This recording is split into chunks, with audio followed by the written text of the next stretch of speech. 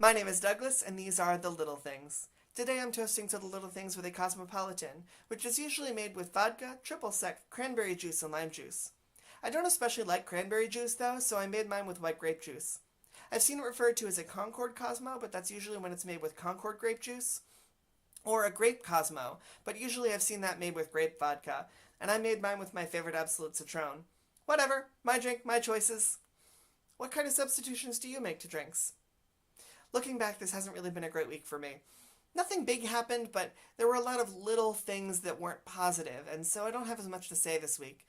But I did have the best night I've had in a while on Monday. Maybe one of the best nights I've ever had.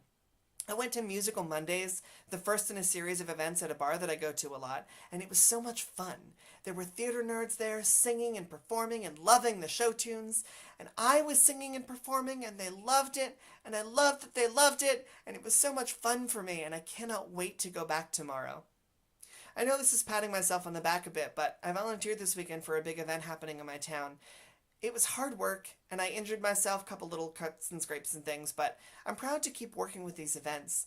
I know they're not necessarily doing good for people who really need help, but I know the organization needs my help, and I'm so glad to contribute when I can.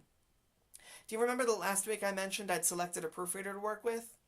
I'd also earlier made a recommendation to my boss from a couple of copywriters that we considered working with on a big project, and she really liked him. She met with him, and this week she had a meeting with him and a bunch of people involved in the project, and she said it went well. And I feel really vindicated that the things that I liked about him, she liked too. I also realized the magazine we've been producing at work is nearing completion of copy. I know there's still a lot of work to be done, and a lot of things came in late, but I saw that a lot of things have already been done, and I hadn't realized that until I looked at a list of things that we'd submitted and what was still left to be turned in. And it was so good to see. And the event that the organization that I am involved with has been planning for as a fundraiser is also going really well. We had a meeting today, and there wasn't much for us to catch up on because so much has already been done. We're in a really good place. We just need to get people in the door, which I know isn't necessarily my strength, but it's nice to see where we are. As it turns out, I'm not attending the conference that I mentioned last week. It was a hard decision, but there's something else I need to be doing that week, and so I know it was the right decision to make. And I mentioned it to my boss, and she backed me up on that.